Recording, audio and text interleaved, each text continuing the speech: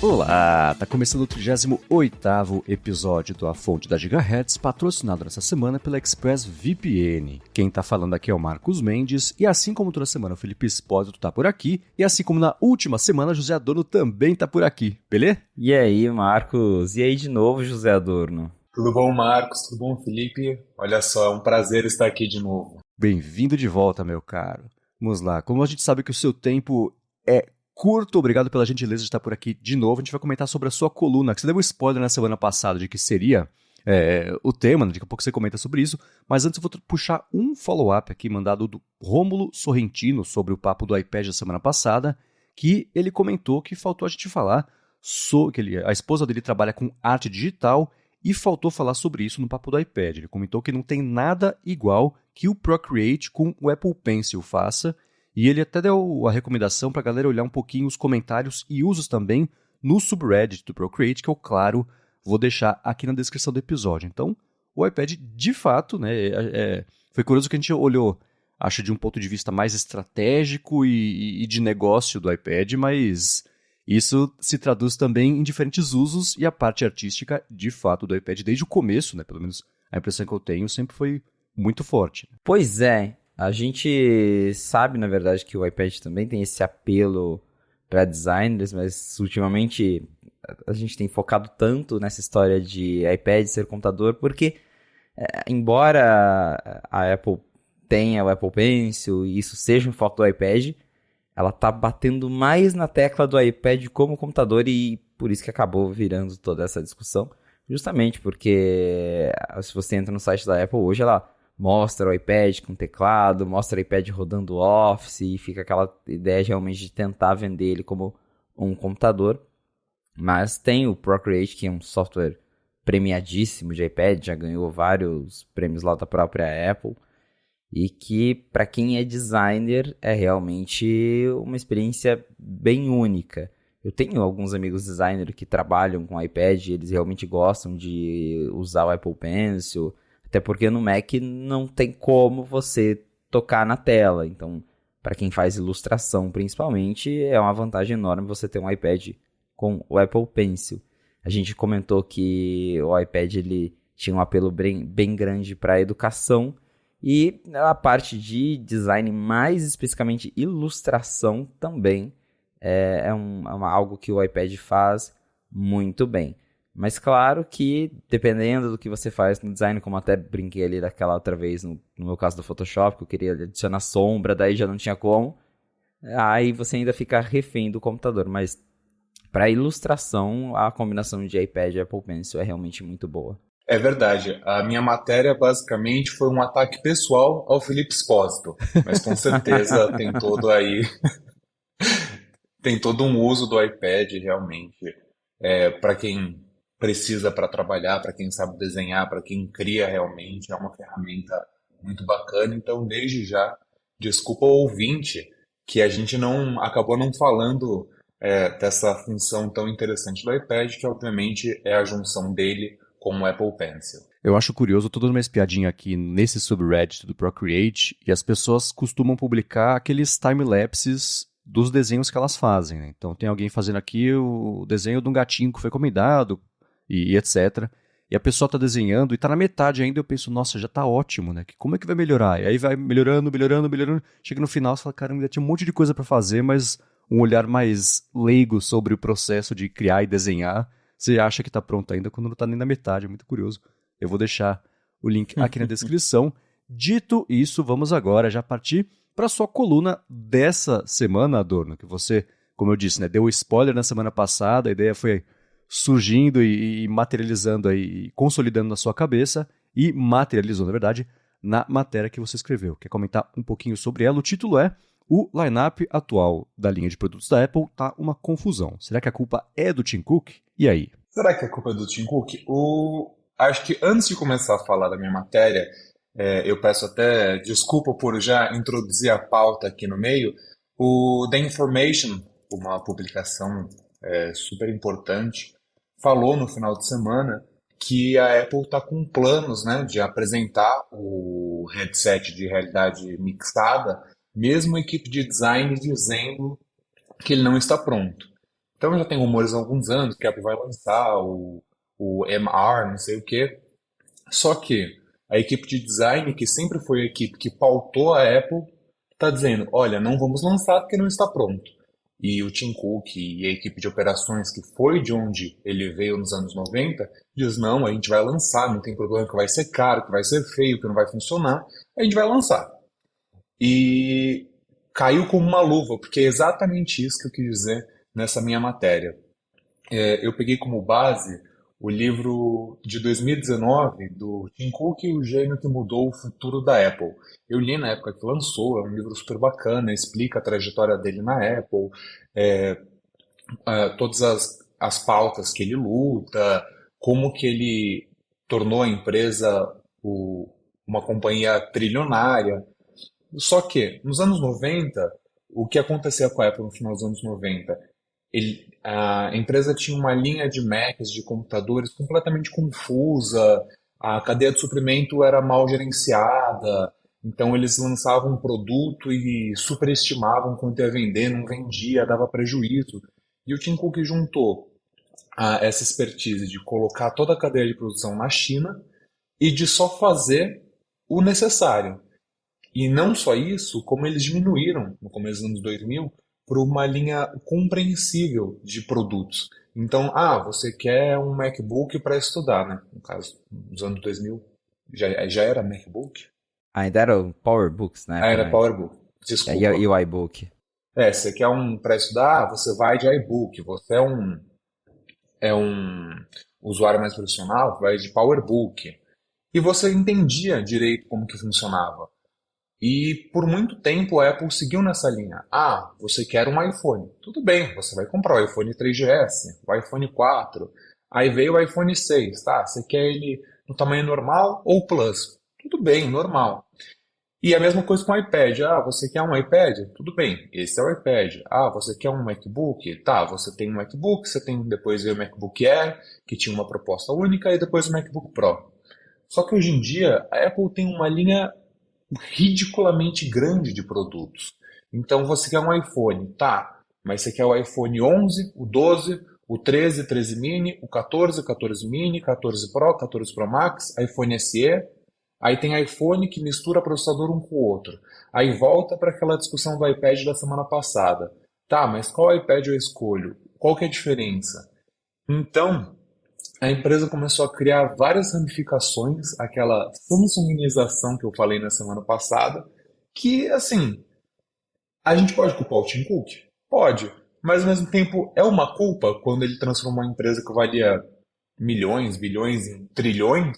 Então, assim, eu acho que os investidores não estão muito preocupados da Apple lançar 30 produtos no ano, porque está dando dinheiro. Mas para o consumidor fiel, que é onde eu queria pegar no meu artigo, ele acha estranho que, mas eu estou comprando um produto que não mudou nada, eu estou comprando um produto que é a mesma coisa do passado. Então foi essa discussão que eu quis trazer nessa semana. Então, tem muito isso de analisar o lado de que a gente que está acompanhando a Apple faz tempo, quem compra a Apple faz tempo, e só o lado do dinheiro, porque pensando desse lado, o Tim Cook realmente está fazendo um ótimo trabalho, porque ele está dando muito dinheiro para a Apple. Desde que ele entrou lá e desde que ele assumiu como CEO, a Apple realmente só cresceu, bateu recordes, vendeu recordes de produtos, enfrentou aí o período de pandemia muito melhor do que outras empresas, apesar de também ter passado por dificuldades. E a gente até já comentou várias vezes, durante os últimos anos, faltou até iPhone, tinha mais gente querendo comprar do que iPhone disponível. Mas não dá para negar realmente que a linha tá uma bagunça e que isso começa a ficar confuso para quem está comprando, até para gente que acompanha é confuso. Imagina para quem está de fora, porque às vezes as pessoas vêm me perguntar: o que mudou do 13 para o 14 que eu tenho que saber para comprar? E eu fico: tá, o que mudou mesmo? Tá, tem um chip lá com uma GPU a mais, legal. E aí cria essa confusão toda. a linha de iPad mesmo, eu acho que é o maior exemplo de como a Apple se perdeu nesse esquema de enfiar produto de qualquer jeito para tentar vender ou te empurrar para cima, que é algo que o Marcos e eu sempre comentamos aqui.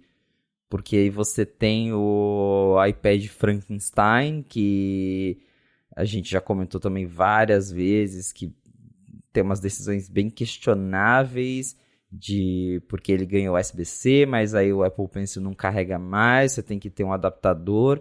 Tudo isso porque o Tim Cook provavelmente quis economizar 10 centavos na produção para... enfim. E é justamente isso. O Tim Cook ele é o cara do dinheiro, só que antigamente, e aí a gente também entra na questão de como que tá... como a Apple está lidando com os funcionários de alto escalão dela. Antigamente a Apple dava muito mais prioridade para a equipe de design. Então, se a equipe de design falava isso não tá legal, isso não é bacana, não fazia. Agora, se a equipe de design fala isso não tá bacana e o Tim Cook fala vamos economizar 2 centavos por produto, vai prevalecer o que o Tim Cook diz sobre economizar 2 centavos por produto. E aí, para isso, ele faz, né, de tudo. Tanto que, por exemplo, coisas básicas, mas hoje os iPads de entrada eles têm USB-C, só que não é um USB-C rápido, é uma porta mais lenta do que as do iPad Pro. Claro que, né, na prática, grande parte de quem está comprando esses iPads nem vai notar, mas são os detalhezinhos da era do Tim Cook que a gente percebe que ele faz o possível para cortar gastos e ganhar dinheiro, e isso acaba bagunçando a linha, como é o caso do iPhone 14. O iPhone 14 é um aparelho em que a Apple claramente quis empurrar as pessoas para comprar o mais caro, para comprar o 14 Pro, e aí ela praticamente reciclou o iPhone 13, economizou em tudo que deu, e o resultado é um iPhone que não está vendendo, que a Apple até agora lançou uma cor nova para tentar dar aquela impulsionada, mas é um iPhone que a gente pode comparar ele com o fracasso dos minis, por exemplo, que a gente achava que quando viesse um iPhone grande no lugar do mini ia mudar tudo, que ia vender, e não é assim. Então, essa linha atual realmente, se por um lado o Tim Cook ele sabe fazer dinheiro, isso não dá para negar, ele como pensando aí na parte de estratégia, de diretor, ele faz um ótimo trabalho. Só que ao mesmo tempo a Apple vai perdendo um pouco isso que ela tinha de, como o Adorno falou antes, você sabia qual produto comprar e você sabia que estava levando um ótimo produto, independente de qual você escolhesse. Antigamente o iPhone mesmo só tinha uma opção, aí depois ganhou tamanho, mas era o mesmo aparelho. Agora não, você já tem uma gama enorme de aparelhos para escolher. Não que, né, tenha que eles sejam ruins. Se você comprar um iPhone 12 agora, ou até um iPhone SE, ele não vai ter um desempenho ruim, mas não é um produto caro que te tiram algumas coisas para te forçar a comprar um outro mais caro ainda, se você quiser recursos X ou Y. O iPad é a mesma coisa. E isso que a gente nem falou dos Macs, que para mim é uma aberração existir o MacBook Air de entrada e o MacBook Pro de entrada, que são exatamente a mesma máquina, num corpo diferente, com preços diferentes, e que a Apple tenta fazer a galera comprar o Pro com Touch Bar por causa do nome, porque essencialmente é a mesma máquina.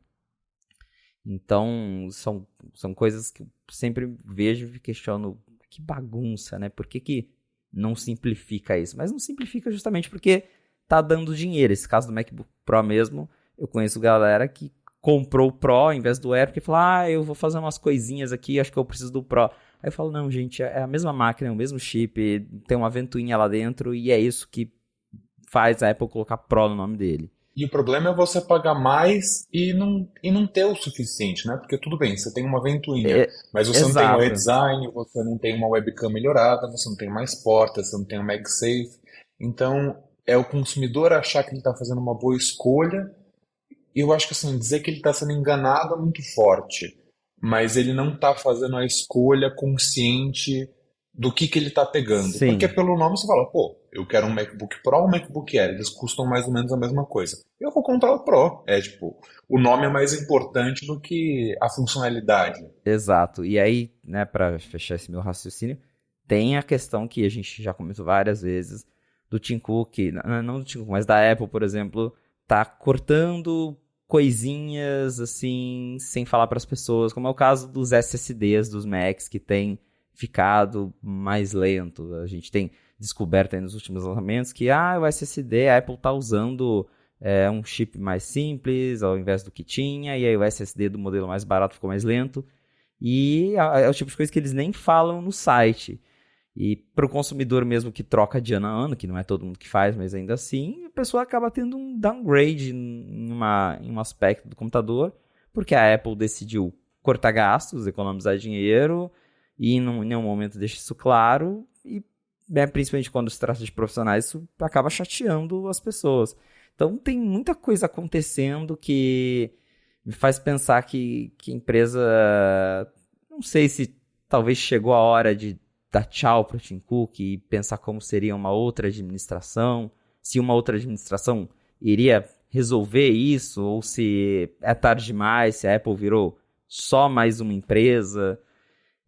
Tem muita coisa a pensar, mas de fato a empresa perdeu um pouco do que ela representava no passado.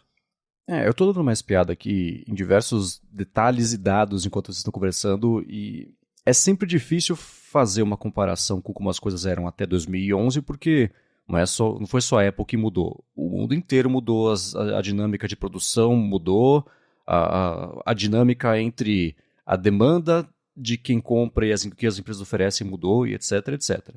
Mas eu estava olhando só, por exemplo, a linha de iPhones. Né? É curioso que o Steve Jobs nunca anunciou um iPhone da linha S. Todo evento que teve, tanto do 3GS, bom, o 4S ele morreu no dia seguinte, né?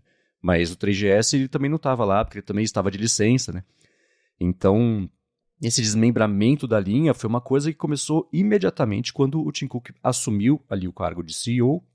E mais do que isso, começou primeiro em outros países. Eu lembro que, enquanto nos Estados Unidos era a exceção a Apple seguir vendendo um iPhone do ano passado, entre aspas, um pouquinho mais barato, quando anunciasse um iPhone novo, você tinha na Índia e no Brasil também, ou do ano passado, do retrasado, o do outro ano. Aí a Apple, sei lá, anunciava o iPhone novo, o do ano passado ela continuava vendendo, só que só com um ou dois tamanhos específicos, que nem tinha o de 128, agora tem de 128 para quem quiser.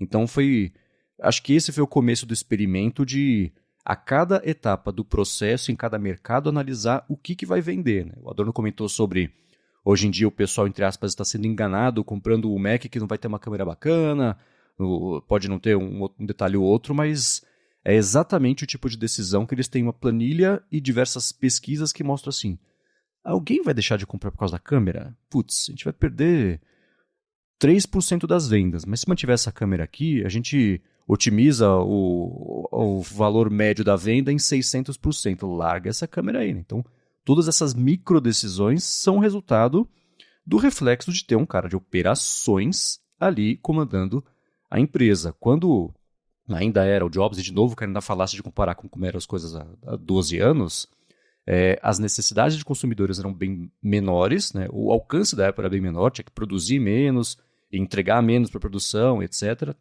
E você tinha o Jobs que sabia muito bem maquiar um pouquinho, ou bastante, ali as decisões da Apple e transformar isso num benefício. Não, eles têm aquela entrevista em algum dos eventos da All Things D, que ele fala, não, os consumidores pagam a gente para tomar decisões, a gente vai tomar as decisões que a gente achar que são as melhores, porque a gente tem a coragem, né? Aí foi até por isso que o Phil Schiller deve ter falado de coragem uns anos depois, quando tirou ali o fone de ouvido, para tomar essas decisões. Não sei se foi nessa ou numa outra que ele falou assim, se as pessoas gostarem, elas compram. Se elas não gostarem, elas não compram. E dá tudo certo no final. Só que existia essa sedução que ele colocava junto dessas decisões, e que hoje em dia a Apple ela virou mais essa empresa meio amorfa e sem rosto, e uma presença que é meio esmagadora em todos os mercados, e ela está confortável nessa situação. Né? Se você tem alguém de um lado espremendo cada decisão, olha a linha de iPhones, né, que tem essa ideia de que o iPhone, o Plus não está vendendo muito, o Mini não vendia, então a Apple se desfez do produto. Aí o contra-argumento é assim, não, mas tem gente comprando, é que nem todo produto pode ser o sucesso do iPhone Pro Max. Só que esse é um contra-argumento que eu vejo ser feito muito, é assim, de novo, a gente volta a planilhas, né? A Apple tem lá 3 iPhones e um Mini, e tá ganhando dinheiro com o Mini, beleza, mas ela sabe, tem dados que mostram que se ao invés do Mini tivesse um outro iPhone, ela venderia mais ainda. Não é que o Mini tá vendendo pouco, é que um outro, ele tá ocupando um espaço de um outro produto que poderia estar vendendo mais, pode ser mais rentável, pode ser mais lucrativo, etc., melhor de fazer, e aí as decisões são baseadas mais nisso do que em demanda. Sempre vai ter demanda para qualquer coisa que a Apple lance. Com isso em mente, eles vão sempre tomar a decisão que otimize as vendas, o faturamento e etc. O que é triste por um lado, porque a gente fica sempre preso a ver só o reflexo disso e pouca criatividade nos produtos, porque não tem muito risco, mas não tem risco porque a escala é muito gigantesca, então a gente fica preso nesse vórtex de debater a falta de criatividade por culpa do fato da Apple ter crescido demais. Mas a situação é meio essa mesmo, né? E é interessante porque o ticket médio de compra do iPhone aumentou. Então, essa que é o interessante, isso que é o interessante da questão. Porque se você culpa o Tim Cook por um lado, os caras estão amando a presidência dele. Porque é isso, ele traz muito dinheiro. Então, tudo bem, ele tem colecionado algumas falhas nesses últimos anos. Então, os iPhones mini não venderam. Colocou um Plus, o Plus também não vendeu. Criou o AirPods 3, não vendeu porque o AirPods 2 estava na linha também. E aí os consumidores não entenderam qual que era a diferença gritante que faria você escolher entre um e outro. A Apple fez saldão de HomePod e descontinuou, trouxe o Mini, agora trouxe o HomePod grande de novo, como se fosse novidade, pelo mesmo preço. Então, é interessante você ver essas decisões que, numa escala macro, continuam dando dinheiro para a empresa, mas quando você pega nesses detalhes, tipo, pô, mas o Steve Jobs, entre aspas, nunca lançaria um produto que fosse um fracasso de vendas e manteria por muito tempo isso. Então, assim, o iPhone 12 mini foi um fracasso, o 13 mini foi um fracasso. Aí o que aconteceu com o 14 foi, não só o modelo de entrada virou um problema, o que nunca foi, né? Então, assim, a pessoa não comprava o mini, mas comprou o iPhone 12, comprou o iPhone 13. Dessa vez a pessoa não comprou nem o iPhone 14. Mas, por outro lado, o ticket médio aumentou, porque a pessoa foi lá e comprou o 14 Pro, comprou o 14 Pro Max. E aí agora, no último earning calls da Apple, que o Tim Cook falou, mas se precisar aumentar o valor do iPhone, tudo bem, porque a galera vai pagar. E é verdade, então assim, aí daqui um ano apresenta o iPhone Ultra, aí você vai ter na linha o iPhone 16, 16 Plus, 16 Pro, 16 Pro Max e 16 Ultra. Será que a Apple tem a quantidade de features, de funções diferentes para justificar as diferenças entre esses 5 modelos? Porque você pega hoje o Apple Watch. Pô, mas o Apple Watch Ultra tem uma tela maior, tem o GPS não sei o quê, mas você vai ver, tem o mesmo processador de um Apple Watch Série 6, os mesmos sensores do Apple Watch Series 8 e compartilha de algumas das funções do Apple Watch SE. Então, por que aquele consumidor está pagando um ticket médio muito maior por um produto que ele não está tirando vantagem?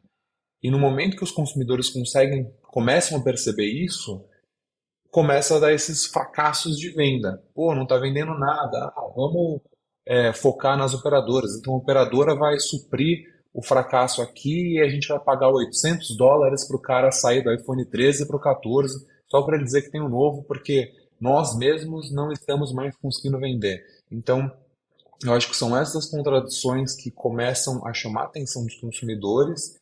E olhando aqui para o curto prazo do que a Apple vai fazer, seja com o óculos de realidade mixada, seja com os próximos iPhones, o futuro não parece tão brilhante assim para a Apple. Você citou essa matéria do The Information, a gente até ia comentar sobre ela depois na pauta, mas a gente pode acabar comentando agora. E essa matéria é um claro exemplo da Apple do Tim Cook, porque você tem ali, segundo as fontes, a equipe de design falando: este produto está uma porcaria, não vamos lançar. E o Tim Cook falando: não, gente, vamos lançar porque essa é a hora de entrar nesse mercado, tem que chamar a atenção, e não importa o jeito que ele tá, depois dá um jeito, depois lança a segunda geração, mas vai ser lançado assim. Então, tem esse embate, né, de operações e design, que também entra um pouco no que o Marcos comentou, de que hoje a Apple é uma empresa bem maior do que ela era. Então, acho que antigamente também era mais fácil para a Apple se dar ao luxo de priorizar mais o design, porque ela produzia menos, ela tinha mais tempo de pensar nas coisas. Hoje é tudo mais acelerado, tem uma demanda muito grande, tem um monte de consumidor esperando. E aí ela acaba atropelando essas decisões que faziam a empresa ser mais única, pensando justamente aí em dinheiro. Então, voltando aí para a matéria do The Information, fica até bem claro de pensar por que a Apple perdeu nomes importantes, como Evans Rink e o próprio Johnny Ive, que eram do alto escalão do time design, saíram da empresa porque o que a gente já vinha ouvindo nos bastidores é que a Apple parou de dar prioridade para o design porque tinha que pensar no custo. Sempre pensou-se no custo, mas ultimamente isso ficou bem mais claro. E aí você perde, né, essa criatividade justamente que fazia os produtos serem mais únicos, que chamava a atenção. E cria-se essa linha que tem um monte de produto que faz um monte de coisa parecida e que aí muda um recurso ou outro para tentar te empurrar para o próximo. Agora mesmo a gente tem esse rumor aí que vai ter um iPhone Ultra, talvez nesse ano, talvez no ano que vem, mas vai ser provavelmente mais um jeito da Apple de subir realmente o preço, o ticket médio do iPhone, para te jogar um pouco mais para cima. E são coisas que antigamente você tinha ali um modelo de iPhone, no máximo 2, não tinha que pensar muito para escolher entre eles, e agora você já fica naquela, mas qual que eu compro? Se eu não comprar o Ultra, eu vou perder isso aqui, se eu não comprar o Pro, eu vou perder isso aqui. Então, o Tim Cook, ele sabe fazer dinheiro, só que pra gente que já é cliente há muito tempo, que já acompanha há muito tempo, fica aquela certa decepção de não ter mais essa época em que a Apple priorizava certos detalhes, priorizava a qualidade de certas coisas, porque ela podia se dar esse luxo. Agora, ela tá mais preocupada mesmo em... Não que nunca esteve, né? É uma empresa, então ela sempre quis ganhar dinheiro, mas a otimização da linha para fazer esse dinheiro render ainda mais tá gritando mais do que nunca lá dentro. Tá com menos maquiagem, né? Exato. Porque sempre teve. Quem leu, por exemplo, a biografia lá do Jobs, o Walter Isaacson lançou logo que o Jobs morreu, ele comenta sobre as reuniões de negócio e estratégia da época, esses retiros lá, 2 vezes por ano, 1 vez por ano, e o Jobs dizia no painel, tá, o que a concorrência tem que a gente não tem? Isso, tá. O que a gente pode desenvolver pro ano que vem que a concorrência não vai ter tempo de fazer? Isso.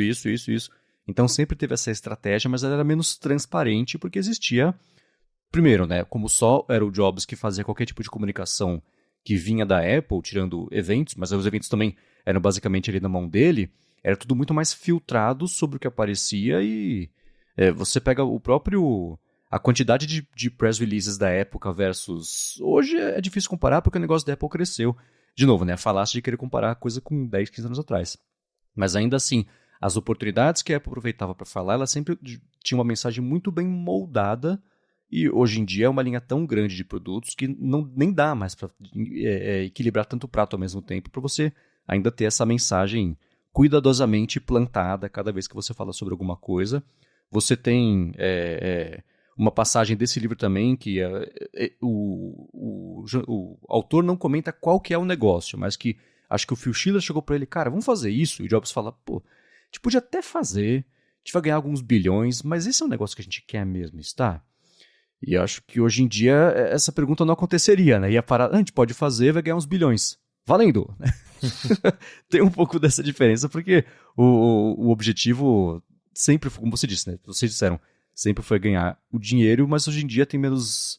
É menos maquiada esse objetivo, né? Então, e de novo, tá funcionando porque é a empresa mais valiosa, uma das mais valiosas do mundo, mas a aura que custou perder com isso tudo também deve ter, é meio incalculável, né? Porque você sai também desses produtos premium, então antes a Apple era conhecida só por produto premium. Hoje em dia existem mais produtos de entrada. O AirPods virou um produto de entrada, o iPhone SE é um produto de entrada, o iPad 9 é um iPad de HomePod entrada. Mini. Então, quando você pega esses produtos, você tem a experiência Apple, mas, vamos dizer assim, não a experiência Apple que você tinha antes. Eu acho que o Mac Mini é o melhor exemplo de o que era uma experiência de entrada da Apple. Então você tem agora esse Mac Mini M2 num preço super competitivo, pelo menos nos Estados Unidos. Então você tem um Mac pela primeira vez por são $500, $600, e você faz tudo o que um MacBook Air, um MacBook Pro vai fazer. Você vai ter as portas que você precisa, você vai conectar no monitor, vai usar o seu teclado e vai ser feliz. Mas quando você começa a pegar esses outros produtos, é isso. Você pode ter o iPad e tal, mas aí para colocar o acessório você vai ter que conectar não sei aonde porque o Apple Pencil não funciona. Você tem 5G no iPhone SE, mas é o 5G de mentirinha. É aquele 5G que não vai atingir mais do que 50 megabytes na sua região porque a operadora também não colabora. Então, quando você começa a pegar esses downsides, essas coisas que você perde, começa a ser frustrante. Aí você pega de novo o iPhone 14, pô, mas tem o mesmo processador, tem o mesmo visual, não agrega muita coisa. Então, são essas decisões que tornam a Apple estranha, só que ao mesmo tempo, para a situação que a empresa se encontra, que o mundo se encontra agora, será que faria sentido substituir o Tim Cook por outro executivo, sendo que todos os grandes executivos têm mais ou menos a idade dele? Então, assim, a Apple está matando a equipe de design, o CEO já está há uma eternidade no cargo, está ganhando dinheiro, mas meio que parece que ele está chegando ali no ápice de quanto dinheiro ele já conseguiu ganhar, e agora as decisões da empresa podem ser muito complicadas. E a gente vai descobrir agora nesses próximos meses, com o Mac Pro com Apple Silicon, com esse óculos de realidade mixada, e descobrir se realmente a Apple ainda tem aquela magia que sempre teve, ou se realmente vai virar mais uma empresa qualquer. Se precisar vender máquina de lavar, vai vender. Se precisar vender TV, vai vender. Se precisar vender mop, vai vender. Então, assim, quem que é a Apple em 2000, na década de 20, né? E o que a Apple vai ser para o futuro? É uma boa questão isso do Tim Cook ser substituído mesmo. A gente fica pensando, até porque teve aquela reportagem da Bloomberg que diz que Tim Cook não planeja ficar lá por muito mais tempo. Acho que eles mencionaram algo de 10 anos, que ele está considerando aposentadoria e tudo mais. Então, pode ser que, né, já estejam... Até tinham falado que do Jeff Williams ser um potencial substituto, mas o Jeff Williams é outro veterano que já está lá na Apple há muito tempo, que talvez vai seguir... Ele já é um cara de operações, então vai seguir na mesma linha do Tim Cook, talvez não ia mudar tanta coisa assim. E a empresa ia continuar nessa de se tá dando dinheiro, vamos fazer. Então é difícil imaginar agora uma mudança, né? Uma mudança que vai, sei lá. Eu acho que no fundo a gente que tá aqui, eu, Marcos, Adorno e a galera que ouve a fonte, espera que a Apple volte para a era do Steve Jobs, mas acho que são tempos que não voltam mais.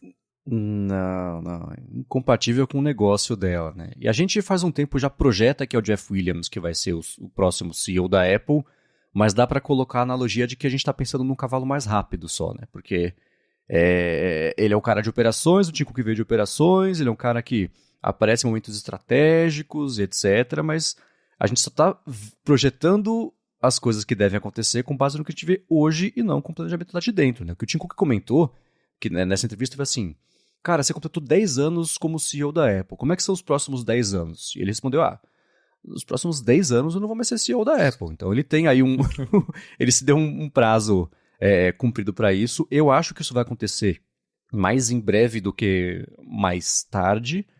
Ainda tenho hoje em dia a desconfiança de que vai ser mesmo o Jeff Williams o CEO da Apple por causa disso, porque hoje não dá para colocar um Steve Jobs em cima da liderança. O negócio da Apple é gigantesco demais para alguém da área criativa. É que nem quando falavam que o Johnny Ive ia ser o próximo CEO da Apple. Isso nunca teria acontecido, porque o cargo de CEO não é assim, não é para isso, né? Então hoje em dia a operação da Apple funciona meio sozinha porque são 10, 15 anos dessa cultura de operações sendo praticada todos os dias. Então, a parte boa para a Apple é que ela se dirige meio sozinha com isso. A parte ruim é que ela se dirige meio sozinha com isso também, né? Pra gente que gosta mais da parte criativa de produtos, a gente vai sempre sentir falta, eu acho, daquela época que era até, entre aspas, mais fácil inovar, né? E você pega iPhone 2007, iPad 2010, Apple Watch 2014 para lançar 2015. E acabou, né? Agora, quase 10 anos depois, talvez o headset. Eu fico pensando assim, será que se fosse hoje em dia, a Apple lançaria o iPhone? Será que ela colocaria recurso e desenvolvimento para fazer um produto desse, sabendo que não vai conseguir vender numa escala tão gigantesca, porque não tem produção no mundo ainda para fazer? Então, eu fico pensando se existiria o lançamento de um iPhone hoje em dia, na Apple de hoje, se não existisse o iPhone. Então, fica aí o questionamento, fica o exercício criativo, pra gente falar na semana que vem. E a Bloomberg fala que o Jeff Williams é só 2 anos mais novo que o Tim Cook. Então, assim, que sucessão é essa que se o Tim Cook daqui 2, 3 anos desistir, falar, não, realmente já fiz meu trabalho, peguei a Apple assim, agora a Apple tá desse jeito, chega. Mas o Jeff Williams também não vai ficar muito mais tempo. Outro nome que eles pensam é a Deirdre, que atualmente ela mudou recentemente o cargo, né? Agora ela tá só com a parte de Apple Store, de RH, RH, né? basicamente, né? E deixou a mão de Apple Store, que ela poderia ser uma pessoa, e justamente como a Apple bate na tecla de inclusão, de diversidade, faria sentido você ter a primeira CEO mulher, e é isso, também é um perfil conservador, ela não é de operações, mas também assim, não promoveria nenhuma mudança absurda na Apple e continuaria fazendo uma máquina de dinheiro, mas aí a corrida de sucessão do Tim Cook que vocês já discutiram em episódios passados, e enfim, a gente só vai saber no dia que a Apple anunciar, porque para nós pode ser uma visão muito clara de quem vai ser, e chega na hora e alguém se fala, nossa, mas por quê? Sendo que todos os sinais estavam lá, como foi do Steve Jobs para o Tim Cook. Ah, vai ser o Johnny Ive, vai ser não sei quem, e quando você vê, o Tim Cook estava sempre ali do lado, ajudando, ele que criou todo essa modificação de cadeia de suprimento, de fazer a Apple vender com otimização. Então, realmente vai ser muito interessante ver o futuro da Apple. Só um follow-up em tempo real, que eu te levei ao erro, tá? A Deirdre O'Brien vai ficar só cuidando de loja e vai chegar alguém para tomar conta de RH, porque tem toda a treta de sindicalização e etc. que a gente comentou aqui. Foi mal, te fiz errar. Muito bem, encerrado esse papo, obrigado, Adorno, por ter trazido essa discussão aqui pra gente. Que bom que você vai continuar aqui com a gente, pelo menos por mais um pouquinho no episódio. Eu quero começar com os follow-ups, quase 1 hora de episódio, começar com os follow-ups em relação à semana passada. A gente pediu pra galera responder uma enquete, né, sobre como é que usa o iPhone na maior parte do tempo, se é com capinha da Apple, se é sem capinha, se é com capinha de terceiro. E isso com base em uma enquete que o John Gruber tinha feito lá no Mastodon dele há um tempo, querendo saber também sobre isso, e se lá o resultado foi basicamente 1/3, 1/3 e 1/3, aqui o resultado foi diferente. 49% de quem escuta o A Fonte usa iPhone com capinha de terceiro, aí lá para trás com 27%, então quase metade disso só, usa sem capinha, e por último, usa com capinha da Apple. O Felipe eu já sei, mas como é que é para você, Adorno? Olha, eu comecei a usar sem case porque eu assinei o Apple Care Plus. Então, atualmente o iPhone vai sem capinha, eu fico esperando, será que ele vai cair? E pela primeira vez, assim, eu já dei algumas derrubadas nele e não aconteceu nada, não deu um arranhão, você fala, pô, não tem nem o que reclamar. Mas geralmente eu vou de case, costumo ir com a case de couro da Apple. Ano passado eu fui com o verde meia-noite. Quando um iPhone grafite eu vou com uma case preta, porque a capinha de couro não adianta inventar cor, que depois ela escurece, fica uma cara meio podre assim. Mas eu sempre vou com case da Apple e geralmente a mais escura. Esse ano eu tô sem case porque eu assinei o Apple Care Plus. Mas Caso contrário, case oficial da Apple de couro. Uma coisa que dá pra perceber dessa enquete é a maioria usa com capa. Então a galera do sem capinha é a minoria, porque a gente dividiu ali entre capinha de terceiro, capinha da Apple, mas se somar as duas, dá bem mais que quem tá usando o iPhone sem case. Eu fico curioso porque imagino que isso também seja bem um pouco regional. Claro que a galera usa capinha no mundo inteiro, mas lá fora, como o iPhone não é um produto tão caro, considerando assim, né, poder aquisitivo e tudo mais, é um produto mais fácil para as pessoas adquirirem, acho que menos pessoas têm tanto esse cuidado pelo aparelho como os brasileiros têm. Acho que pelo preço que custa aqui, tem gente que tem que trabalhar meses para comprar um telefone. Aí, logicamente, você sai da loja com um aparelho novo que custou 4, 5, 8 mil reais, você vai para uma loja e imediatamente colocar um case, colocar uma película, e é o que eu vejo entre todos os meus amigos que compram não só iPhone, mas qualquer telefone novo. E aí, lá fora, como é um pouco mais fácil de comprar esses telefones, menos pessoas se importam com a ideia de você usar capinha, usar película. Então, isso deve ter uma certa influência. E claro, também acho que fica um pouco de receio do passado, que o Adorno comentou a verdade. Eu já derrubei meu iPhone algumas vezes, nunca aconteceu nada. Inclusive, quando eu tava viajando lá em 2021 ainda com o Adorno, eu derrubei meu iPhone na rua depois de bater a cara numa placa de trânsito. Fica aí uma história para um outro dia. Mas assim, o iPhone voou no asfalto. Ele estava sóbrio. Eu estava sóbrio, essa é a pior parte. Eu não Essa tinha é a nenhuma pior. desculpa. Eu falava, tava bêbado. Não, eu estava sóbrio. O iPhone caiu no asfalto. A hora que o iPhone saiu rolando no asfalto, eu falei, é isso, já era. Peguei, normal, o iPhone estava inteiro. Então, os telefones hoje são muito mais resistentes, isso é um fato. Eles têm materiais mais resistentes. Só que fica aquele estigma do passado, de que você derrubava no chão, já era, trincava tudo. Então, a galera tem medo naturalmente. Claro que ainda tem chance de quebrar, o que eu falei no outro episódio. Vidro é vidro, sempre pode quebrar. Mas que tá muito mais resistente hoje em dia, tá. E eu mesmo tenho o Apple Care, mas nunca tive nenhum problema de derrubar meu iPhone nos últimos anos e ele quebrar por acidente. Nunca aconteceu nada, mesmo usando sem capa, sem película. Boa, teve. O Mustang mandou pra gente a foto de uma capinha dele, que é aquela que já tem a bateria embutida também, que ele falou, pra justificar minha resposta, tá toda detonada, mas eu amo essa capa. Ele falou que tá usando há 2 anos, já ajudou a preservar a bateria e manteve o iPhone XR dele seguro, e a capa, dá pra ver que ele usa há 2 anos, tá toda carcomida de todos os lados, amassada, arriscada, arranhada, mas tá cumprindo justamente o seu papel, que é pra sofrer isso tudo. Ele falou assim, só pra constar, ele é bem desastrado, ele comentou, teve várias quedas feias, mas o iPhone está inteiro. Ele disse que o Apple Care está acabando, ele está se perguntando será que a sorte também acaba junto. Eu acho que é o contrário, sabendo que não tem mais o Apple Care, você vai passar a ser mais cuidadoso cada vez que você tira do bolso, cada vez que você usa, que você dá na mão de alguém, né? Porque eu, por sempre ter usado sem capinha, para mim é o normal, né? Mas justamente pela amostragem aqui do pessoal que escuta a fonte, que me parece ser a amostragem do resto da população brasileira também, a regra é ter capinha. Então, quando eu empresto o iPhone para alguém, a pessoa segura, é sempre a mesma reação. Nossa, peraí, deixa eu segurar direito, parece que eu tô segurando um bebê recém-nascido, assim, deixa eu segurar direito para não cair. Como é que você usa sem capinha? Que loucura, nossa, olha que diferente, não sei o que lá, nananã.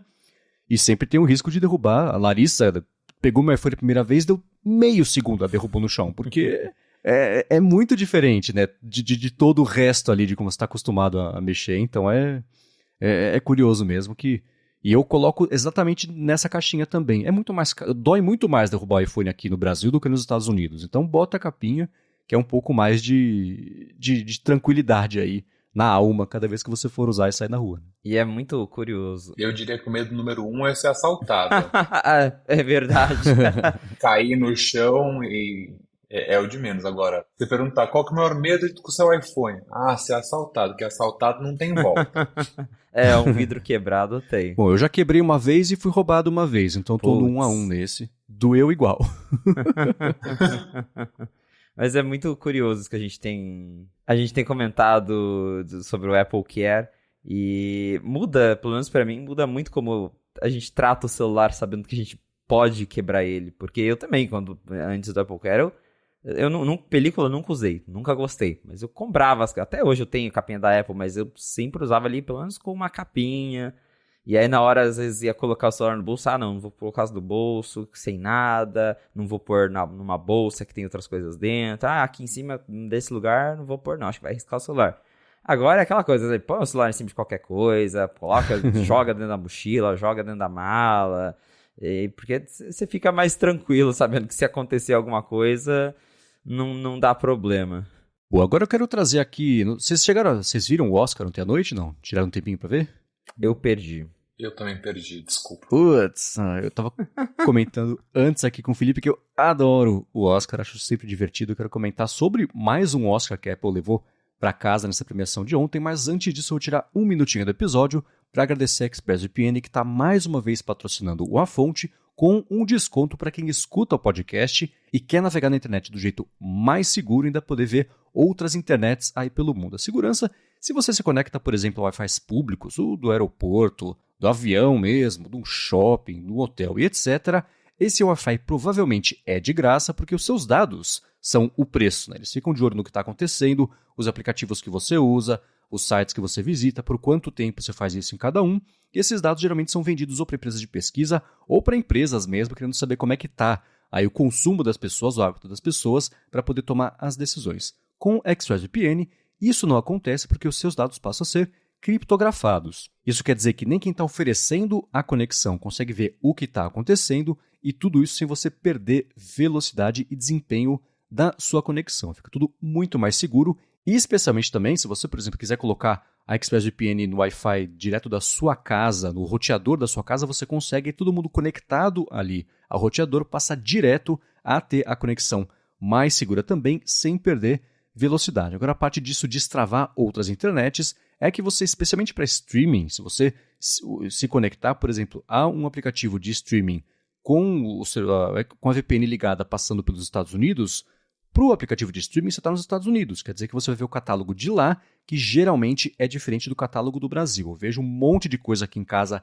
justamente por causa disso, e eu aproveitei o desconto que a ExpressVPN oferece para quem escuta o podcast, que é o seguinte: se você acessar expressvpn.com/afonte, você vai ter primeiro 30 dias para experimentar a ExpressVPN, ver como é que é, dar uma espiadinha como é que faz para instalar no seu tablet, no computador, no seu telefone, no roteador, como eu comentei, até na TV também direto, porque a TV também fica de olho no que você faz e também vende esses dados. Tudo isso passa a ser seguro e aí depois desses 30 dias para experimentar, você tem 3 meses de graça para assinar o plano anual, mas tem que ser por meio do link expressvpn.com/afonte. Muito obrigado, ExpressVPN, pelo patrocínio contínuo aqui do podcast e pelo apoio a toda Gigahertz.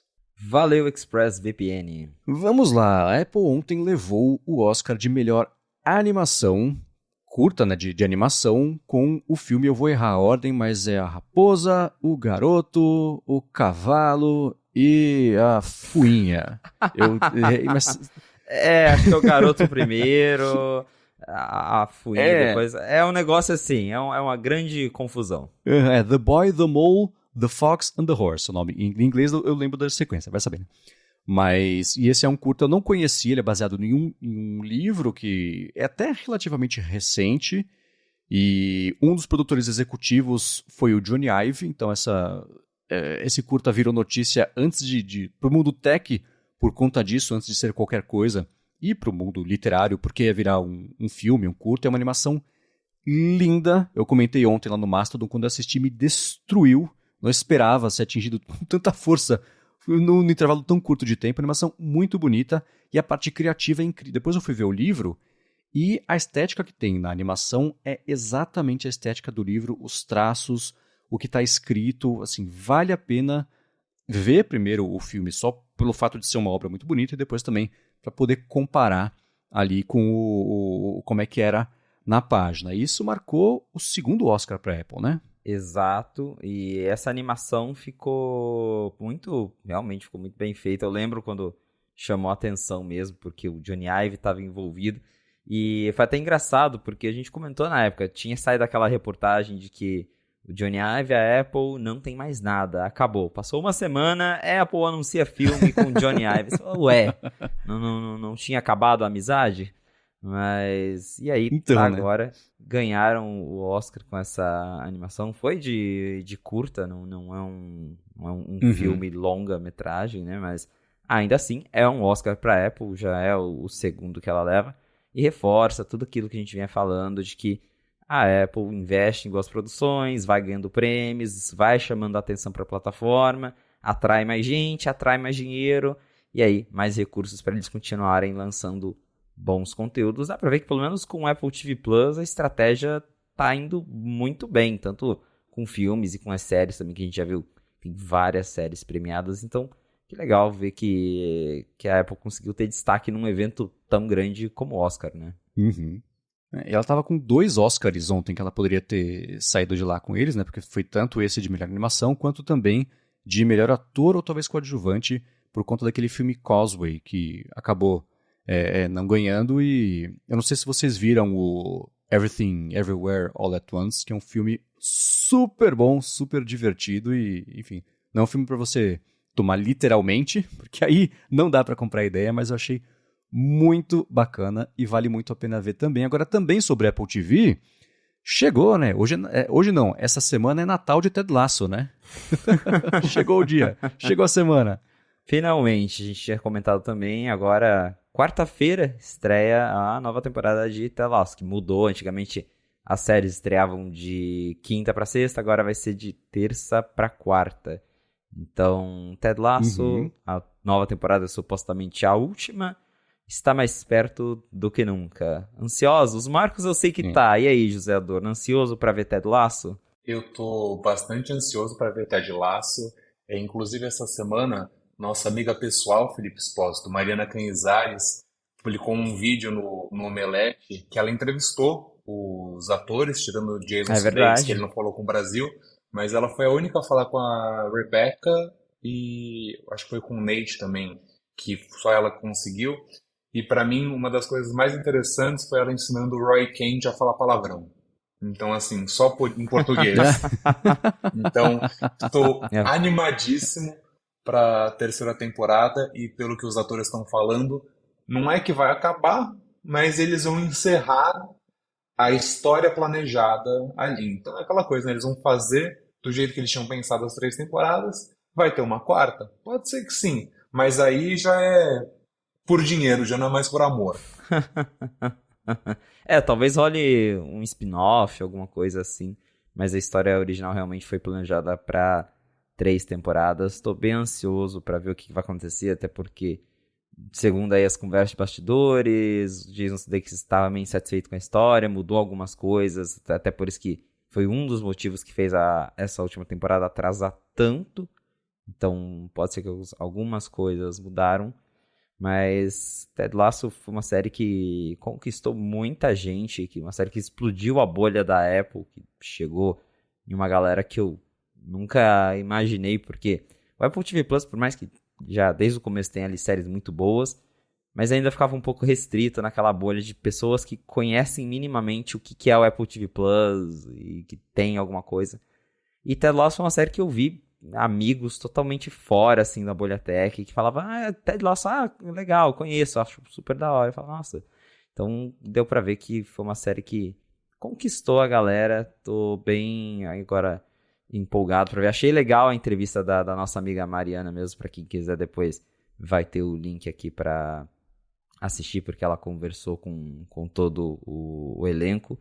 E eu sempre lembro que, eu já comentei também aqui com o Marcos, quando a gente esteve lá em Richmond vendo Ted Lasso de pertinho, de certa forma, e aquele foi um momento muito legal, e inclusive essa semana teve notícias sobre isso, porque parece que a Apple se juntou ali com o Airbnb, eles vão fazer uma ação em que você vai poder passar uma noite lá no pub que a gente visitou lá em Richmond, que aquele é um pub de verdade, ele realmente funciona, existe, não é um local fictício, mas em parceria com o Airbnb você vai poder reservar uma noite para passar lá no pub de Ted Lasso. Então é bem limitado, acho que são 3 noites, uma noite para cada pessoa, e segundo ali a descrição para quem chegar primeiro levou, ainda vai abrir, acho que no dia 21 de março abre as reservas para quem conseguir primeiro, e a ação acontece só em outubro. Então dá pra ver que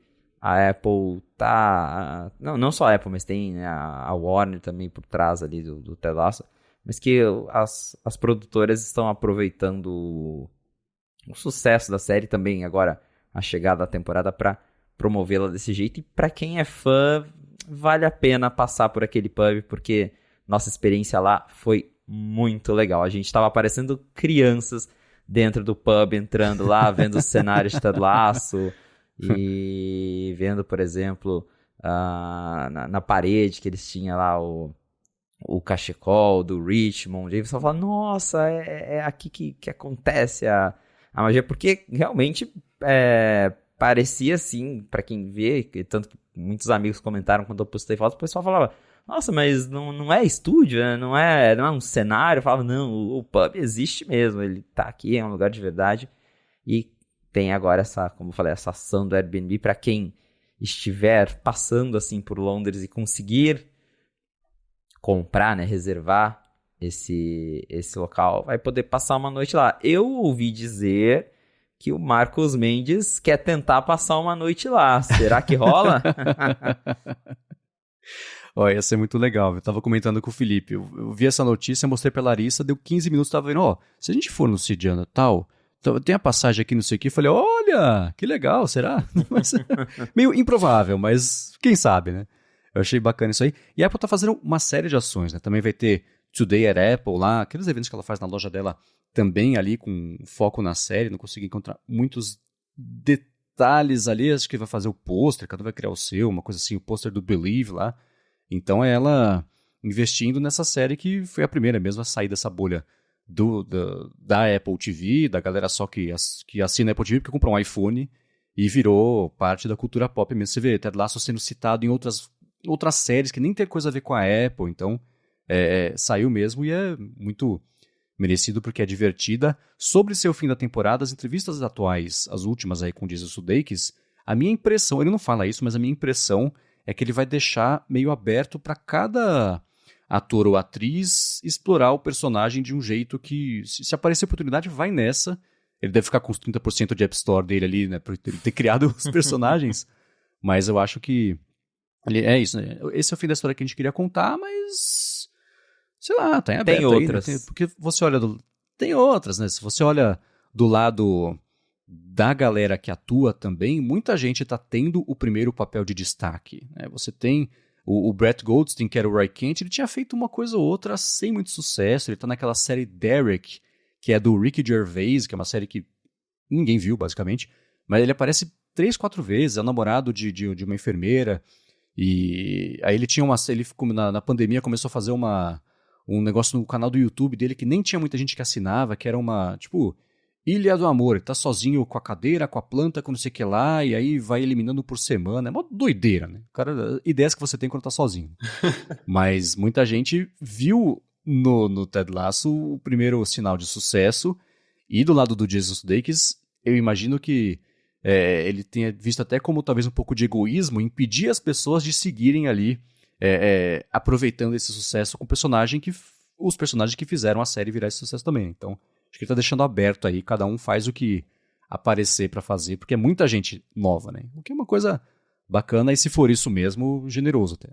Eu acho que os atores estão ganhando a visibilidade e o Jason Sudeikis ganhou a aposentadoria dele. Acho que isso resume bem. Todo mundo feliz. Todo mundo feliz. Mas, assim, uma coisa interessante quando nós fomos para Richmond é o poder do direito autoral. Sabe o que é não ter uma unidade de merchandising, nem não oficial? Porque, pô, Richmond foi a série que explodiu a bolha do Apple TV Plus.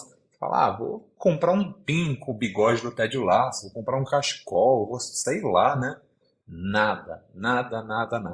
Se você quiser encontrar alguma coisa de Ted Lasso, você tem que visitar os estúdios da Warner. Senão, caso contrário, esqueça. Você não vai achar nada. E aqui a gente tá tão acostumado, né? Tipo, a achar coisa falsificada, não sei o quê. Que a gente tava esperando entrar em algum lugar e falar, esse daqui é paralelo. Nada. Nossa, da série LED Tassel, né? Você ia comprar camiseta, negócio de Richmond.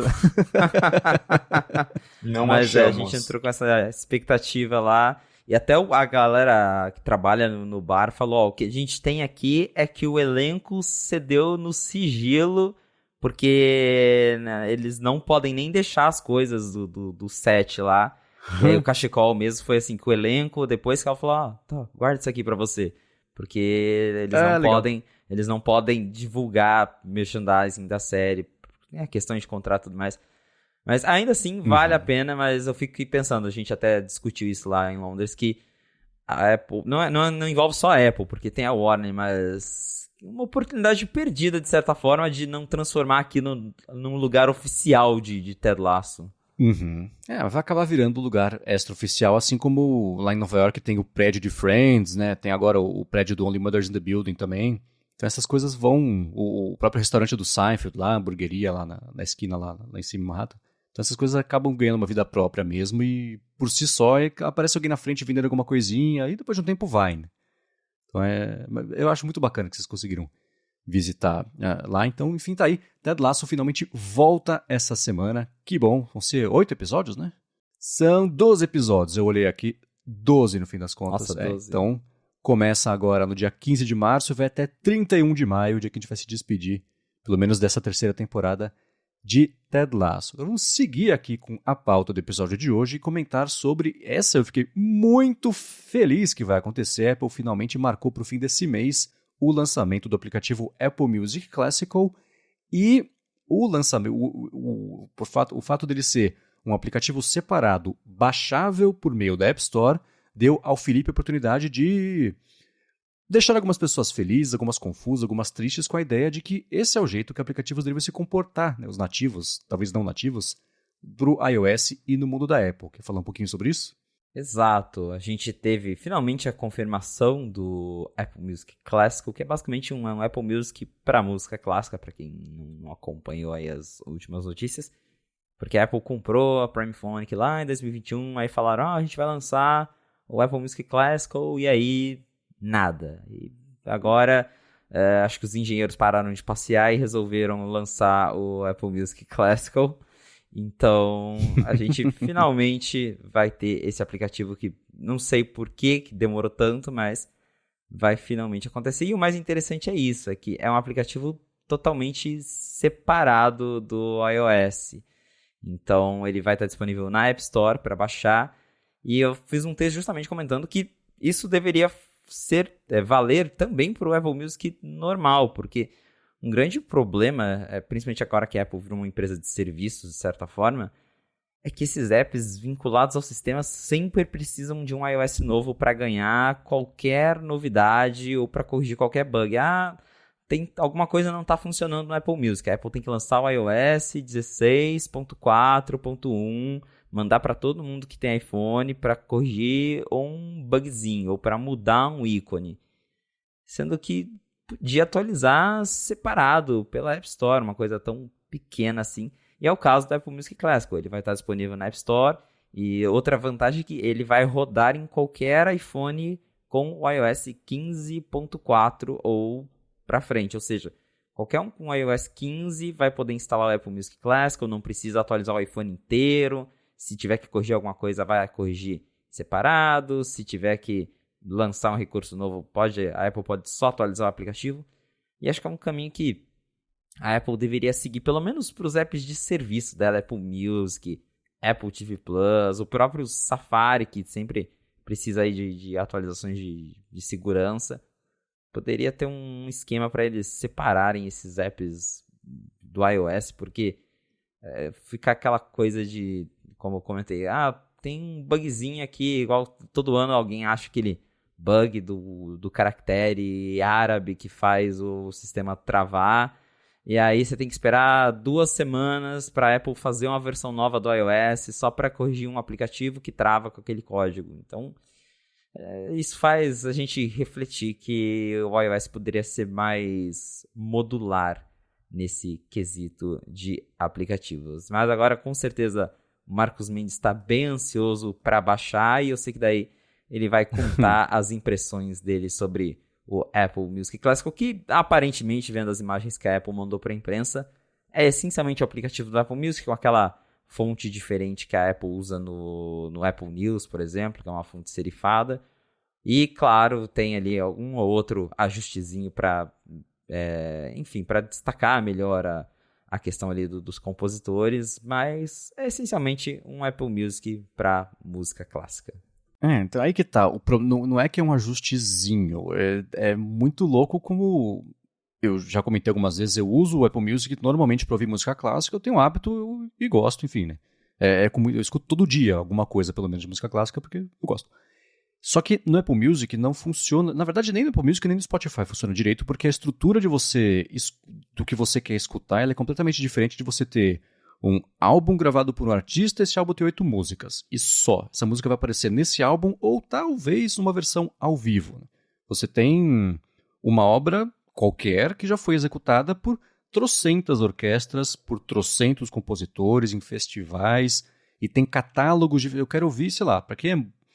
A oitava do Dvorak, ela é Opus 88, quer dizer que é a 88ª obra feita na sequência ali. Aí ela é B163, eu acho que é do catálogo Burghaus, então é muita minúcia. Isso não funciona num sistema de busca da Apple Music, porque você não consegue chegar lá desse jeito, né? Tem toda uma questão da Siri, que eu publiquei lá no Mastodon, o pessoal deve ter visto, que eu peço para ela tocar um negócio, ela repete que vai tocar um negócio e toca outro. Então eu peço para toca a nona do Dvorak. Ela toca, beleza, toca a nona do Beethoven. Não. A nona do Dvorak, que era com o Herbert von Karajan. Tá bom, tá aqui o Herbert von Karajan tocando a terceira, que foi velho. Ela não consegue entender esse pedido e tocar a música. Motivo pelo qual, inclusive, eu desconfio que seja que não vai funcionar Apple Music Classical só para quem assina aquele plano de voz do Apple Music, que nem tem aqui no Brasil, mas acho, né? Mas é um plano super barato lá fora de você só comandar a Siri para conseguir escutar a música. Então acho que essa parte não vai ter resolvida, mas a parte de catálogo, você conseguir achar a Filarmônica de Berlim tocando alguma coisa do festival de não sei onde, em 1900 alguma coisa, vai ficar muito mais fácil assim do que nessa dinâmica de você só conseguir ter que seguir o negócio de álbum, artista e música que não funciona, né? Que nem... mesmo quando a Siri acerta, sei lá, toca a nona do Beethoven, ela começa, sei lá, pelo segundo movimento, e só toca esse. Quando a música clássica é mais próxima de um filme, né? Você escuta o começo, meio e o fim e beleza, conta uma história ali, mesmo que não seja uma coisa que todo mundo vá interpretar, entender exatamente como aconteceria com o filme, o jeito é esse, né? É difícil você ter um shuffle de música clássica, que nem você pegar, botar na TV uma cena de Friends, aí depois você vai para os créditos de House, aí depois você vê um pedacinho do filme não sei o quê. Não funciona assim, né? Então espero que toda essa experiência seja montada em cima dessa diferença entre escutar uma coisa e outra, porque se for, aí vai ser muito bacana e me surpreendeu, pelo menos por enquanto, isso está incluído no preço ali do Apple Music normal. Porque a gente acabou de comentar sobre tudo que for possível para espremer lucros. Né? Então eu achava que ia ser um complementinho ali por mês para assinar o Apple Music Classical. Não. Que bom. Tomara que continue assim. E o lançamento atrasado disso, eu desconfio que seja porque tem um grupo, uma empresa, uma gravadora chamada Deutsche Grammophon, que lançou no final do ano passado o streaming dela de música clássica. Então a Apple tinha comprado a Polyphonic, né? Primephonic, Polyphonic, enfim. Tinha comprado a Primephonic, ficou 2 anos aí desenvolvendo. A Deutsche, eu imagino que ela tenha negociado com a Deutsche Grammophon para ter algum tipo de licenciamento ou de acesso, de curadoria, porque a Deutsche é o veículo mais respeitado que existe no mundo há séculos para a música clássica. Então, se tivesse uma curadoria da Deutsche para o Music Classical, seria perfeito.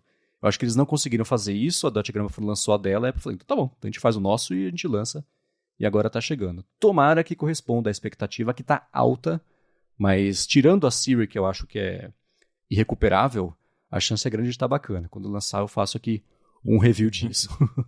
Eu acho, Marcos, que a ideia do Apple Music Classical é mais o contrário, não de tipo, o usuário do Apple Music que vai ganhar esse benefício, mas o contrário, de pessoas que não assinam o Apple Music vão passar a assinar por causa do Classical, já que são públicos tão distintos, né? Já que é uma outra pegada.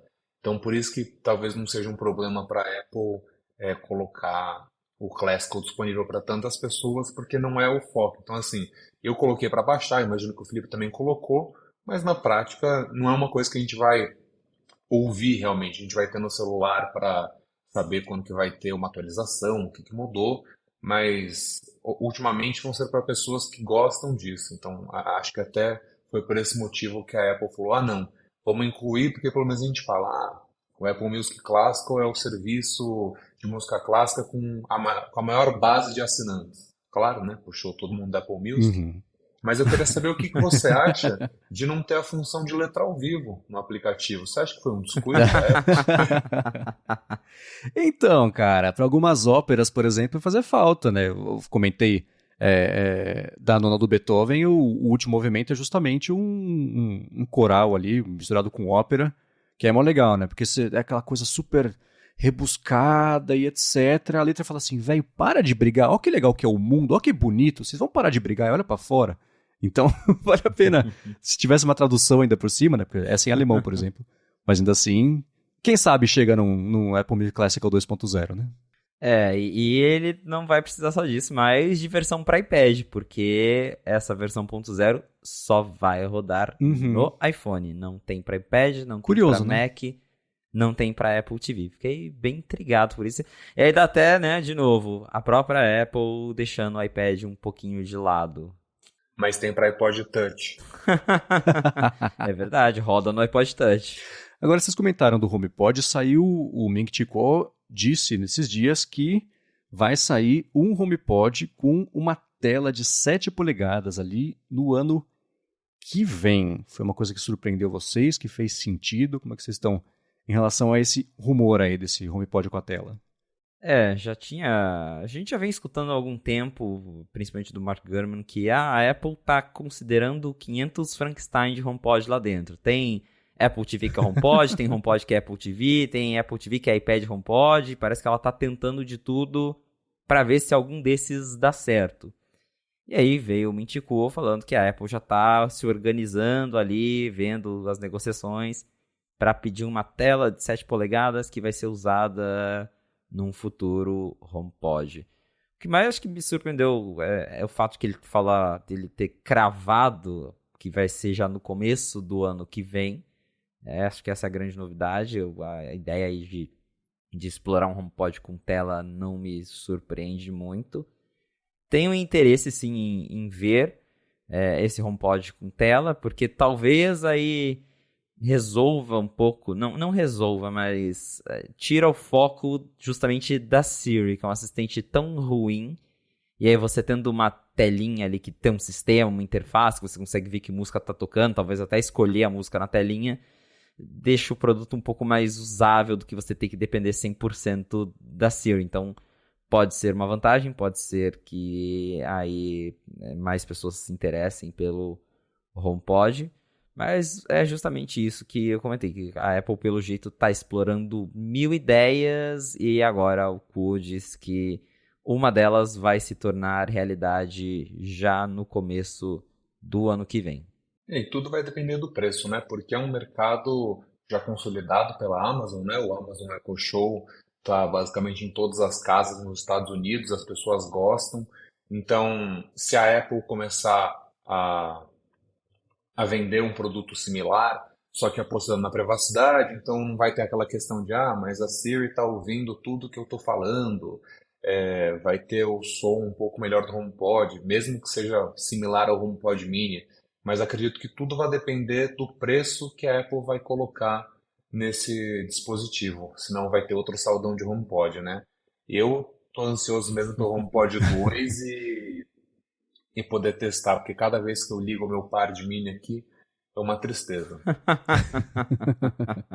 É curioso ver, existe o rumor de que vai ter o iPad com caixa de som e agora tem o rumor que vai ter o HomePod com tela. São dois produtos separados, é o mesmo produto, são experimentos lá dentro que uma dessas ideias vai vencer e acabar se tornando mesmo o produto, mas existe um jeito cético, e vocês tocaram um pouco nisso, que é assim, o fato de tá chegando, de talvez chegar um produto com tela, é um pouco de admissão de que só usar a Siri não dá certo. Então você precisa da tela para conseguir interagir com ele e finalmente tocar o que você está pedindo, entender.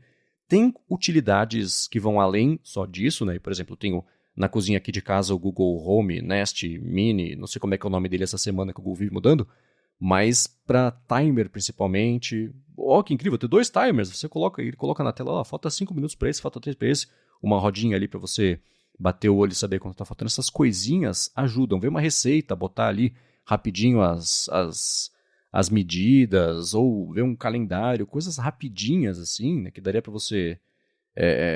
tudo isso poderia ser uma complicação de Apple Watch, por exemplo, assim. Funciona muito bem para uma dinâmica rápida de tela. Claro que você não vai ler um texto gigantesco ali no HomePod, não seria para isso, mas essas pequenas coisinhas, aí sim funciona. Até na matéria do 95Mac que é sua, né, Felipe? Falando sobre isso, tem ali os conceitos do Home OS para como é que poderia ter um outro controle ali por tela, né? Exato, tem ali um conceito mostrando como... Até nesse conceito tá imaginando como seria na própria tela atual do HomePod, só que a parte de cima sendo uma tela mesmo mostrando o nome da música que tá tocando. Você tem uns controles de casa. A gente não sabe exatamente qual que vai ser o design desse HomePod com tela, mas é um jeito de não só contornar esses problemas da Siri, mas também trazer mais utilidade para os produtos. Esses acessórios da Amazon mesmo, eu conheço várias pessoas que têm na cozinha e acho que esse é o melhor cenário, é a cozinha, porque você tem acesso fácil a essas informações, de timer principalmente, e acho que se a Apple conseguir fazer isso por um preço competitivo, talvez ela consiga ganhar um mercado maior, porque tem isso, a gente também já discutiu muito na fonte, o preço manda muito. A galera que tá comprando esses acessórios, grande parte está comprando pelos recursos Smart, não porque ele é o melhor alto-falante do mercado.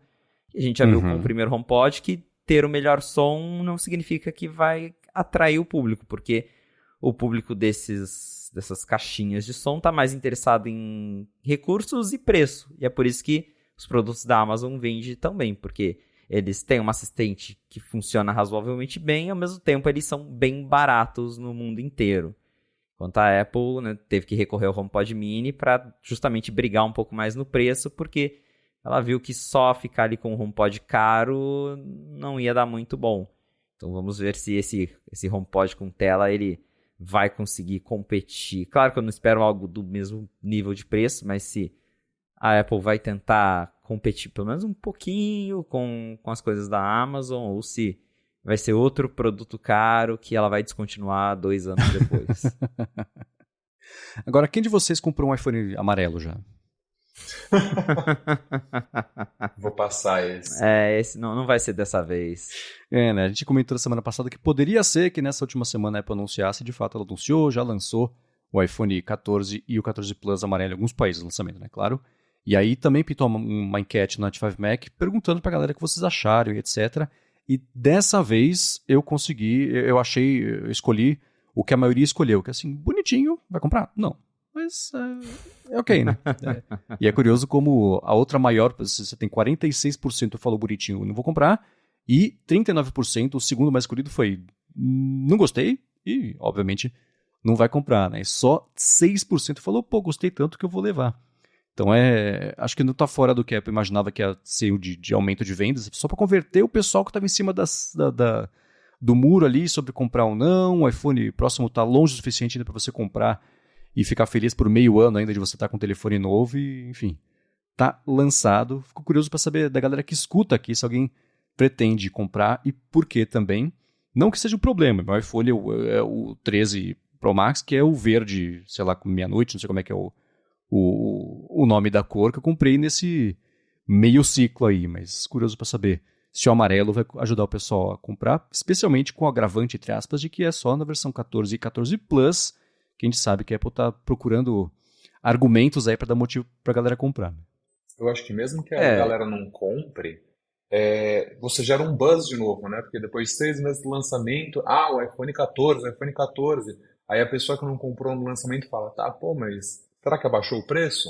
Aí vai lá e não vai comprar o amarelo, mas compra o meia-noite, compra o estelar. porque viu que não tá mais R$ 7.500, tá 6. Ah, entrou numa promoção no operador, então mesmo que você não compre a cor nova, eu acho que isso gera um buzz mais uma vez de tipo, é verdade, tem um iPhone novo aí, vamos ver quanto que ele tá custando.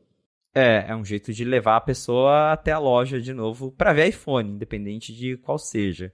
E é uma estratégia muito interessante isso de você ter uma cor nova no meio do ciclo, justamente porque você traz o aparelho de volta às notícias. O iPhone é lançado ali em setembro, tem aquele buzz enorme em volta dele, aí vem as vendas de fim de ano, aí o negócio cai, e antes da Apple ter essa ideia de ficar lançando cor nova, não se falava mais do iPhone até setembro. E agora não, chega aqui março, abril, o iPhone que foi lançado em setembro volta nas notícias, o pessoal volta a olhar para ele, vai, como a dona disse, às vezes vai na loja, aí vê que o amarelo tá no preço de 7.500, mas as outras cores já estão um pouco mais baratas, aí compra outra cor mesmo. Então é mais um jeito de colocar o iPhone de novo na atenção do consumidor. E claro que o iPhone amarelo em si não é suficiente para movimentar tantas vendas, por exemplo, ao nível de recuperar o desastre que está sendo o modelo Plus, mas é um jeito que a Apple tem de fazer, conseguir vender ali, empurrar um pouco mais para frente, e justamente a gente tinha cogitado essa possibilidade da Apple não lançar cor nova nos modelos Pro, justamente para chamar mais atenção para a versão mais baratinha, e é o que ela fez. Ela não lançou cor nova para o Pro nesse ano, e deixou ali as atenções todas voltadas para o 14 e o 14 Plus, que são, como a gente já sabe, os modelos que estão vendendo menos. Boa, agora pra gente finalizar aqui o episódio de hoje, você, Felipe, publicou também no Night 5 Mac na semana passada uma matéria exclusiva comentando sobre os futuros MacBooks Air de 13 e 15 polegadas com M3 e também que a Apple vem trabalhando, não é surpresa que ela vem trabalhando numa nova geração aí, numa atualização da linha de MacBooks Pro, e isso em cima, o Mark Gurman tinha comentado, a gente até falou rapidinho sobre isso na semana passada, mas vocês e você, com fontes independentes exclusivas, também falaram sobre isso, né? Exato, a gente já vinha discutindo há algum tempo esses rumores de MacBook Air, que vai ter um MacBook Air de 15 polegadas, e aí algumas pessoas falaram, vai chegar em abril, vai chegar em junho. O Mark Gurman falou, pode ser em abril, pode ser em junho, descubra, igual o clássico jeito do Gurman, né? Pode ser ou qualquer não. dia do ano. Ou não, Se acontecer, ele acertou, porque ele chutou todos os meses do ano. Mas... E aí a gente tinha essa dúvida, porque se vier em abril, vai ter chip M3, vai ter chip M2, e aí a Apple vai lançar MacBook Air de 15 com M2 agora para lançar um novo de 13 com M3 em junho.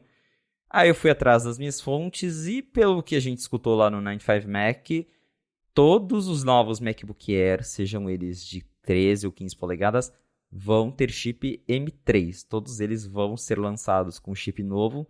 E a gente viu também que a Apple está trabalhando em outra atualização para o MacBook Pro de 13 polegadas, que é aquele modelinho que é Pro só no nome, que também vai ter o chip M3, o mesmo do MacBook Air. A gente não tem informação sobre o design dele, mas a gente sabe que a Apple está fazendo um novo MacBook Pro de 13 polegadas com chip M3.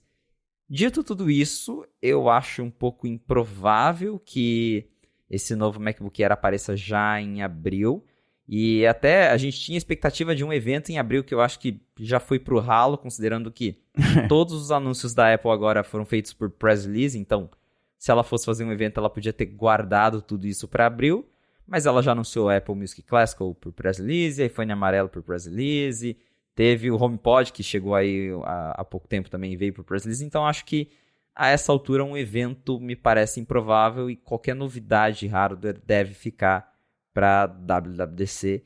Então, provavelmente, tanto esse MacBook de 13, de 15 polegadas, o Air, acho que eles vão vir ali para o meio do ano já com os chips novos. A gente não deve ver um MacBook Air de 15 polegadas baseado no M2 quando o M3 já está virando a esquina.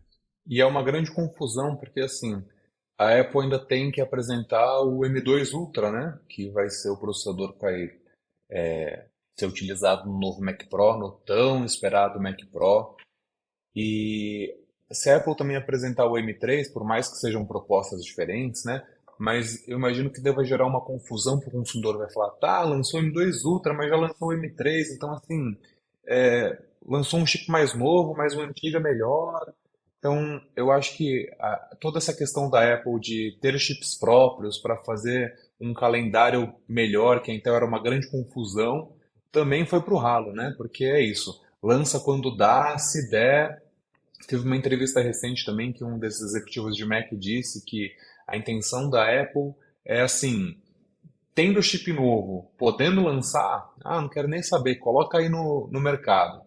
Então é isso, vai ter chip M3? Beleza, já coloca no MacBook Air, já lança outro MacBook Pro de entrada e a gente toca.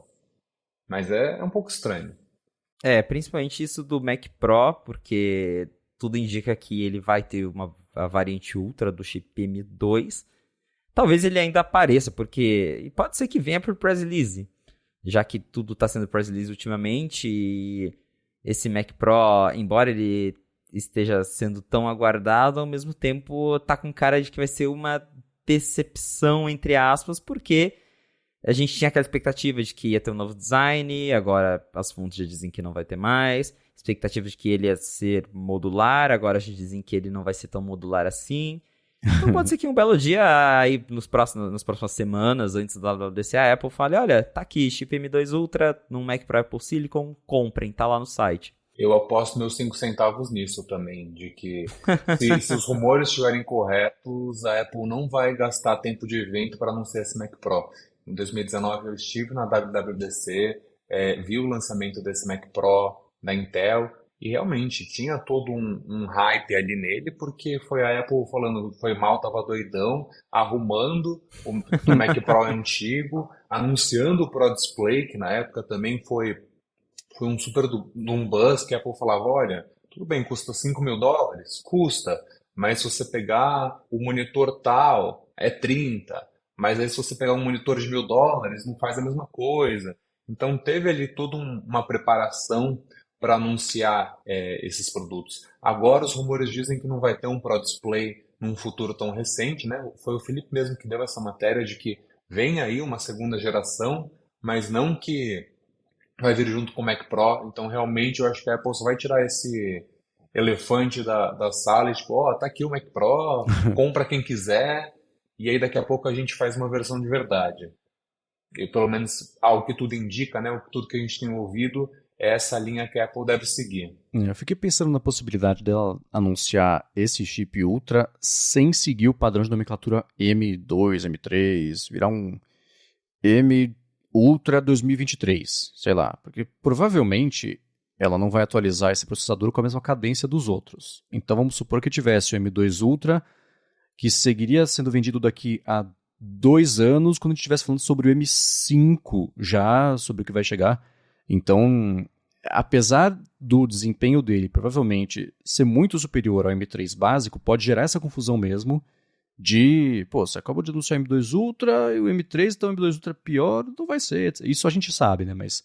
E eu desconfio também que o mercado profissional que vai comprar um computador desse também saiba que essas coisas não são exatamente, né, que o M2 Ultra vai ser pior do que o M3 só porque o M3 é o 2+1.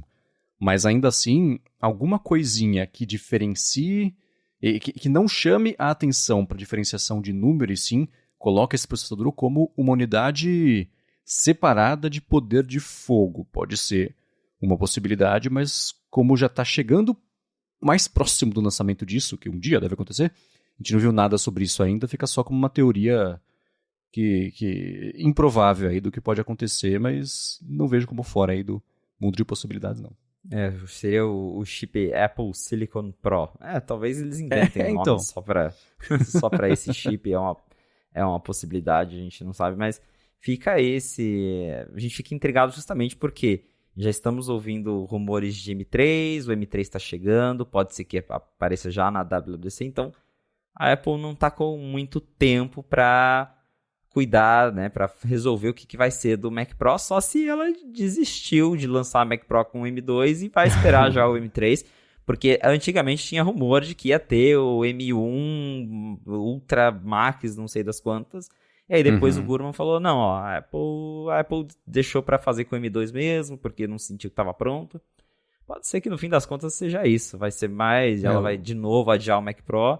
Até porque realmente, considerando esses últimos rumores de que ela desistiu da modularidade e tudo mais, porque é complexo, né, migrar tudo isso para a plataforma Apple Silicon, ela ainda não sabe muito bem o que fazer com o Mac Pro, então talvez ela vai ficar adiando até ela descobrir de fato como fazer ele, sem só colocar um chip e tirar todo o resto que faz a máquina ser Pro. Muito bem, se você quiser encontrar os links do que a gente comentou ao longo do episódio, vai em gigahertz.fm/afonte/38 ou dá mais piada nas notas aqui do episódio. Quero agradecer a Adorno, a você, muito obrigado por ter se disposto a participar dessa vez do episódio inteiro. Uma alegria ter você aqui com a gente mais essa semana. O prazer é todo meu. Um grandíssimo abraço para você, Marcos, para você, Felipe, e para o ouvinte da Fonte. É muito bacana estar aqui com vocês. E já me adiantando, vocês me encontram no Twitter, @JoséAdorno, e também no bgr.com. Então é isso, mais uma vez, muito obrigado. Que isso, uma alegria ter você por aqui. Quero também agradecer a ExpressVPN pelo patrocínio do episódio de hoje, a vocês que escutam, especialmente vocês que avaliam, vocês que recomendam, vocês que ajudam mais gente ainda a descobrir com a Fonte, chega aqui toda segunda-feira e se informar sobre o mundo da Apple, e também a você, Felipe, por também nos ajudar a ficar melhor informados aí sobre o que está rolando em Cupertino. Valeu, Marcos. Valeu, José Adorno. Obrigado, audiência, por ter ficado com a gente até o final de mais um episódio do A Fonte. Se você quiser me encontrar nas redes sociais pra gente bater um papo, é só me procurar no @Felipe Esposa. Inclusive no Blue Sky, né? Inclusive no Blue Sky. Mas aí a gente pode falar mais disso num outro episódio. Beleza, eu sou MVC Mendes no Mastodon e no Instagram. Apresento um monte de podcast aqui na Gigahertz e o Bolha Dev também, que sai todo dia de segunda a sexta com notícias sobre tecnologia, inovação e desenvolvimento. E escrevo para feed.pt. Muito obrigado mais uma vez pela audiência de vocês e a Fonte volta na segunda que vem. Abraço, Marcos, abraço, Adorno, e abraço, audiência. Até a próxima.